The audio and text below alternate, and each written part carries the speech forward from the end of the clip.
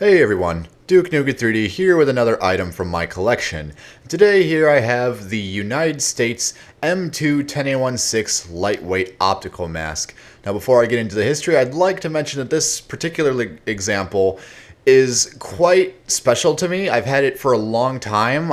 It was one of, not the first gas mask, but it's probably the first quote-unquote rare gas mask that I've ever gotten in my collection.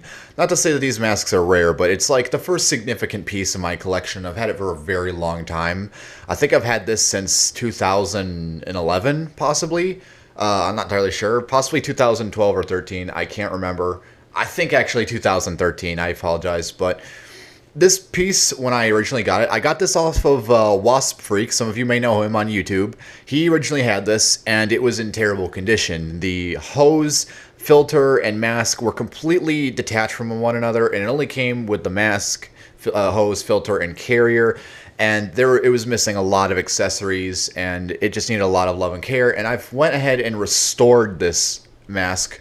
I think I restored it like 2 years ago, and it's held up very well, and I'm very pleased to own this piece. I don't think I'll ever sell this unless I'm extremely desperate. I know a good friend of mine, Animal Mother, is wanted this piece for a very long time, and for the record, you're never gonna fucking get this. Take it from my dead cold hands. So, I'm just joking with you, but anyways, yeah, the M2 10A16 was, or the M2 optical masks in general, were designed in 1944 as a replacement for the earlier M1 series optical mask from the late 1930s, early 1940s. The M2 10-6, as it was known, the World War II variant, differs from its Korean War partner, as you see here, with a black or gray plastic C11 angle tube assembly, similar to the type seen on a M3A1 Army diaphragm mask. And also, a lot of examples will have gray painted eye lenses and eye lens frames on the M2 10-6. And it also differed with an M10 canister, whereas the M2 10A16 obviously had an M10A1 canister. Other than the voice emitter outlet assembly and the filter, there really isn't too much difference between the M2 10-6 and M2 10A16. The M2 10A16, we believe, came around sometime in the late 1940s. We assume after World War II. I'm willing to put it at a date of around 1948 or so. I could be entirely wrong, but sometime during the late 1940s, the M2 10A16 came around for really no apparent purpose, because it wasn't really that much of an improvement in design over the M2 10-6, but, I mean, aside from the filter canister, but whatever.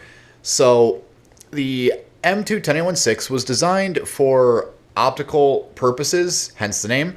It was designed for use by tank crews, artillerymen, snipers, possibly officers, spotters, things of that nature, just anyone who would need to use a optical instrument for longer periods of time than could be issued to a person with a normal gas mask.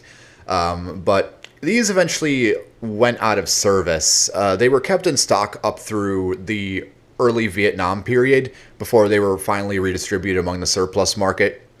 And they really didn't see that much use, if at all. Most of the time you see these on the market, they will be completely unissued in their cardboard boxes, or if you're even luckier, they're sealed metal tins, similar to an M9A1.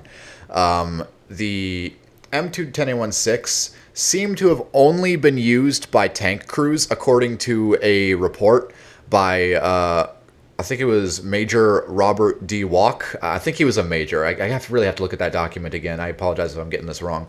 But he claims that these masks were primarily used by tank crews, and I don't assume they were really issued outside of that region. But anyhow, that pretty much covers it for the history of the M2 10A16. Let's get down to the kit itself. It being a lightweight service mask, or in this case lightweight optical mask, it comes in a standard M6 carrier for the lightweight series service masks. Really no different than the M3 and M4 masks, although the M2 10A16 will typically have service mask crossed out and optical mask stenciled on there. which is weird because the M2106, the World War II variant, will have their own proprietary marked Army Lightweight optical mask. They don't cross out service masks. They actually print optical mask on there when they manufacture the carriers, which is kind of interesting. You'd think they'd keep doing that for these masks, but I guess not. I'm not going to go inside the carrier. If you want to see the inside of the carrier, I guess check out my M3 10816 review, but we're moving on now. The only accessory I have with this mask here is the anti-diving cloth. It uses the same basic accessories as the M3 10816, so again, if you want to see extra accessories for this mask, go ahead and check out that video. Here we see the C3 waterproofing kit on the M11 canister. Not going to go into in depth with this. You got the hose clamp for closing off the hose to prevent water from getting into the filter, and you have the giant neoprene plug on the bottom here. And I keep these on there because these tend to warp over time, and I want to keep these nice and stretched out in their proper shape. Then you have the late type laminated instruction card. This one is a bit cracked, and that's why it has electrical tape around it. But that, oh, sorry, bumped the camera, but that's the later type. The hose is interesting because it is made out of neoprene. This is a stock neoprene hose made by Sieberling Rubber Company, and the only way I found that it was made by Sieberling is because when this mask was in separate pieces, it had SRC marked excuse me, on the hose stem and a number 2. I'm not sure what the number 2 means, but SRC stands for Sieberling Rubber Company. The mask itself is dated 1952. You see a United States and U stamp for Universal. This is one of the last US issued masks to be made in the Universal size. You have the 2 very small round optical lenses, which can be adjusted by the threaded rod to adjust the distance between them, to use with various optical devices depending on their distance apart and things of that nature. I'm going to try and show that off for you guys. Hopefully you can see the difference on camera, but if you can't, just know that there is a bit of a difference between the distance when you adjust that. The voice emitter is quite unique because it is not protected by perforated metal plates, but a weird wire mesh material. This is probably the only US gas mask that does this, and it's quite interesting, to be honest. It has a C15 style eyelet valve on the C11 angle tube assembly, and that is not accessed by pulling up from the bottom, but pulling down from the top. And I'm just going to see if I can do that. It's kind of stiff. And there's the eyelet valve. Nothing really to see. You got the bumps on the inside of the valve shroud for de-icing or clearing the valve. I'll try to get that back on as quickly as possible here because I don't want to take too long with this video.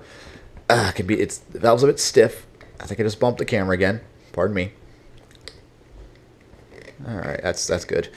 The harness, interestingly, is not a C8 or C8R1. This is technically designated the M7. This is not like a World War II M7 where it has a triangular head pad made out of oilcloth, and this does have a cross strap on the top 2 forehead straps, unlike a World War II M7. But the reason it is called an M7 is because it is in the same harness configuration, where it has the temple straps closer to the neck straps than it is to the forehead straps. The difference between the late M7 harnesses like these and a C8 or C8R1 are the C8 series have the temple straps closer up to the forehead straps on the head pad.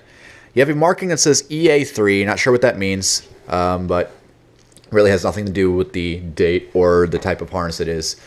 You have some stamps here. You got a serial lot number on the side here. Then you got the manufacturer's roundel. You see 52, and there's a very small GR, which means General Rubber, so General Tire and Rubber Company.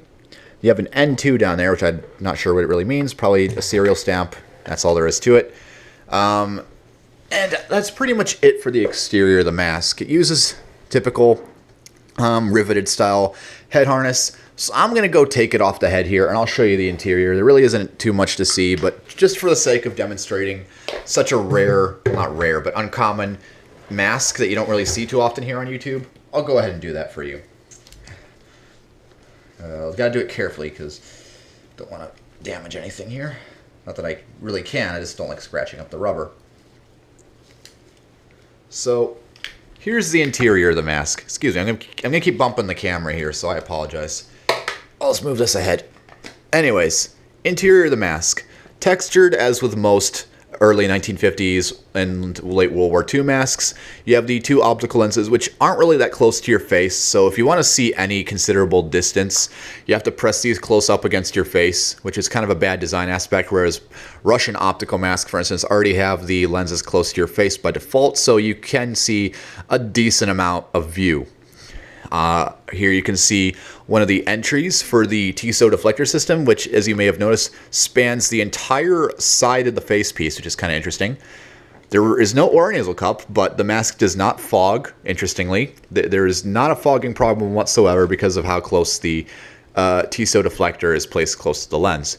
You can see more wire mesh for the voice emitter throughout the back there. And below that, you can see the outlet valve disc. And really, there isn't too much else to this. It's a very simple interior, and it's a very comfortable mask, too. This is one of my most comfortable masks, probably second to my M14 tank crew mask, merely because that this, like the M14, there's nothing contacting your face but the face seal, and it feels like you're wearing nothing. So, very, very comfortable mask. That about wraps it up for the M2 10A16. I hope you enjoyed. I hope you have, if you have any questions regarding this mask and its history, feel free to comment them below down in the comment section, and I will see you all later.